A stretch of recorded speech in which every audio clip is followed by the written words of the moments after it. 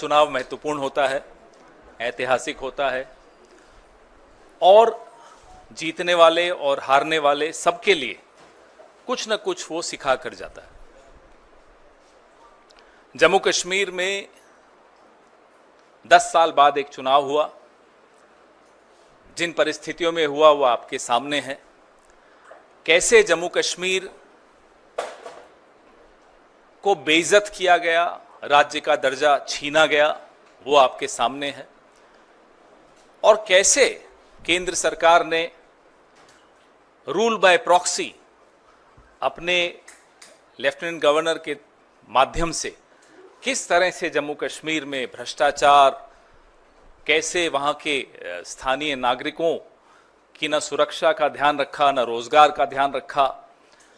लगातार जो खबरें, आतंकवाद बढ़ने की खबरें, जम्मू रीजन तक में आतंकवादी हमले होने लगे, न आम नागरिक वहां सुरक्षित महसूस करता है, न पर्यटक महसूस करते हैं अपने आप को सुरक्षित। कश्मीरी पंडितों से जो वादे किए गए वो बिल्कुल भुला दिए गए पिछले 10 साल में। ये सब इन परिस्थितियों के बीच में जम्मू कश्मीर में एक चुनाव हुआ, ऐतिहासिक चुनाव था और जम्मू कश्मीर के बाशिंदों ने एक स्पष्ट जनादेश दिया। जम्मू कश्मीर, आज भी हम उसको राज्य ही मानते हैं, तो मैं तो यही कहूंगा कि जम्मू कश्मीर राज्य के लोगों को बहुत बहुत मुबारक कि उन्होंने इस चुनाव में बढ़ चढ़कर हिस्सा लिया और करारा जवाब दिया उन लोगों को जिन्होंने जम्मू कश्मीर को की इज्जत को रौंदने में कोई कसर नहीं छोड़ी थी। जैसा कि आप सब जानते हैं, पूर्ण राज्य का दर्जा छीनकर यूनियन टेरिटरी बनाना अपने आप में अप्रत्याशित था। हरियाणा में चुनाव हुआ जिसके नतीजे बिल्कुल अप्रत्याशित हैं और यहां तक कि यह भी कहेंगे कि अस्वीकार्य हैं।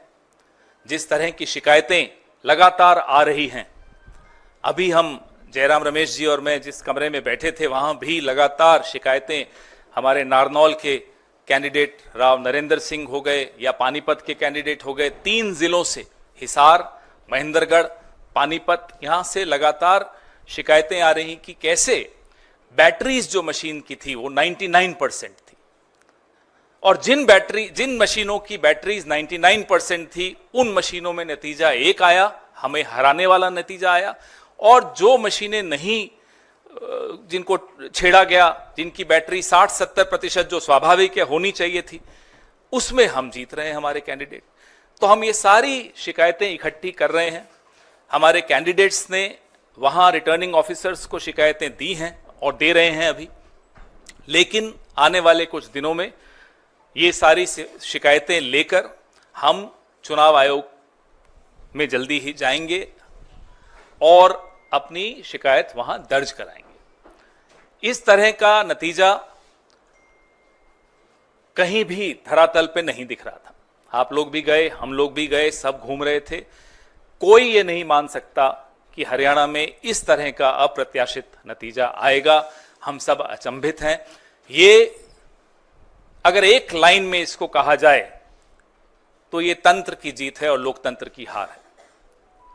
हम इसे स्वीकार नहीं कर सकते। जयराम रमेश जी से मैं आग्रह करूंगा कि इस प्रेस वार्ता को आगे बढ़ाते हुए अंग्रेजी में अपनी बात रखें।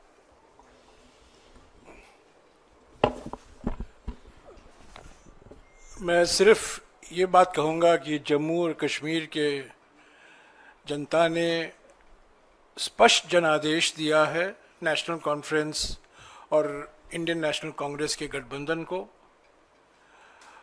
भारी बहुमत से उनको जिताया है। सरकार बनेगी, साझा कार्यक्रम होगा और पूरा प्रयास किया जाएगा। हम पीछे नहीं हटेंगे। इस गठबंधन सरकार की प्राथमिकता यूटी को फिर से पूरे राज्य का दर्जा मिलना ज़रूरी है और यही प्राथमिकता होगी। और भी मुद्दे हैं, विकास से जुड़े हुए मुद्दे हैं, साझा कार्यक्रम दोनों पार्टियों के मैनिफेस्टो भी है, साझा कार्यक्रम भी तैयार किया जाएगा और एक पारदर्शिता से जवाबदेही और संवेदनशील सरकार एक गठबंधन जम्मू और कश्मीर की जनता को देगी। हरियाणा के संदर्भ में हमने चुनाव आयोग से आज दोपहर से लगातार शिकायत कर रहे हैं, उनसे जवाब भी आया है, उस जवाब का जवाब भी मैं दे रहा हूं और उसके बाद भी 3 या 4 जिलों से बड़े गंभीर शिकायत आए हैं। वो सब कल या परसों हम चुनाव आयोग के सामने पेश करेंगे।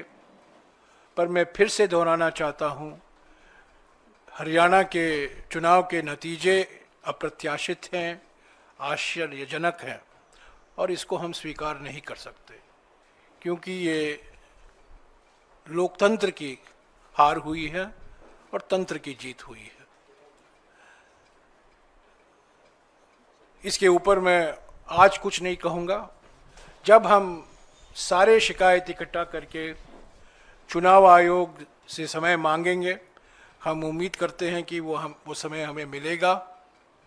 कल या परसों तक हम उम्मीद करते हैं कि हम चुनाव आयोग के सामने एक विस्तार से जो अलग अलग ज़िलों से, अलग अलग असेंबली कंस्टिट्यूएंसी से शिकायतें आई हैं, कुछ आज हमने इलेक्शंस कमीशन के सामने रखा था, पर और भी हैं और बड़े गंभीर मुद्दे हैं ईवीएम को लेकर।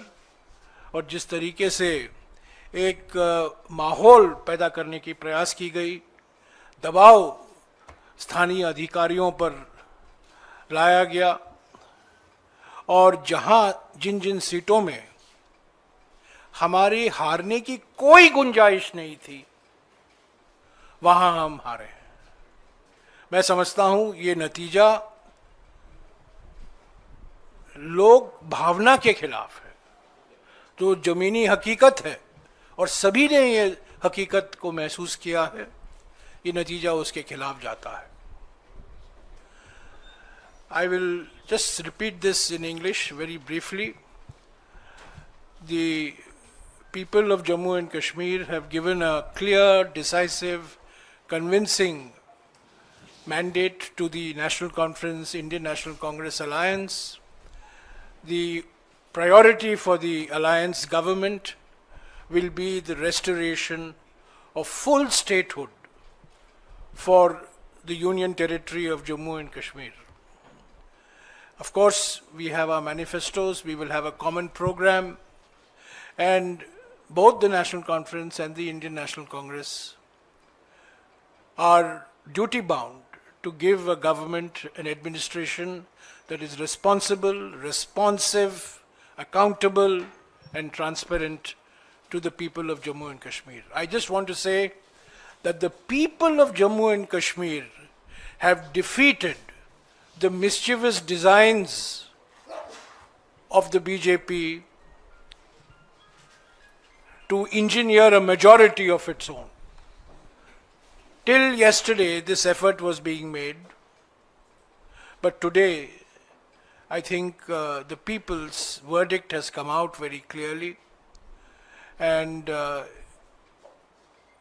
the moves of the BJP and those who were managing the elections to somehow cobble up a majority has been defeated. As far as Haryana is concerned, all afternoon I have been in touch with the Election Commission. The Election Commission has replied to my complaints. I have replied to the reply. We have received very serious complaints on the process of counting, the functioning of EVMs in at least 3 districts. In at least 3 districts. There are more that are coming in. We have spoken to our senior colleagues in Haryana, and this information is being collected. We hope to present this in a consolidated form to the Election Commission tomorrow or day after. We will seek time But I just want to reiterate that the results in Haryana are totally unexpected, completely surprising and counterintuitive. It goes against ground reality. It goes against what the people of Haryana had made their mind up for, which was for change and transformation. I think under these circumstances, it is not possible for us to accept the results that have been announced today. Serious questions have been raised by our candidates. We will bring it to the notice of the Election Commission.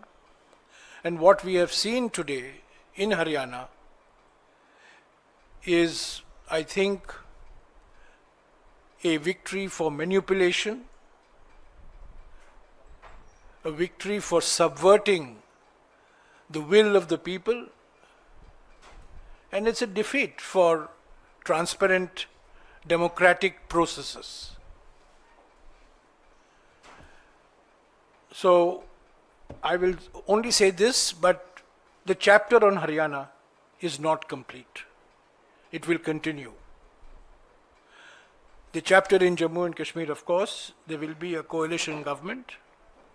And as I said till yesterday, various attempts were being made to ensure that the majority will not come to the INC-NC coalition, but the people of Jammu and Kashmir have given a very clear mandate for this coalition government. Thank you.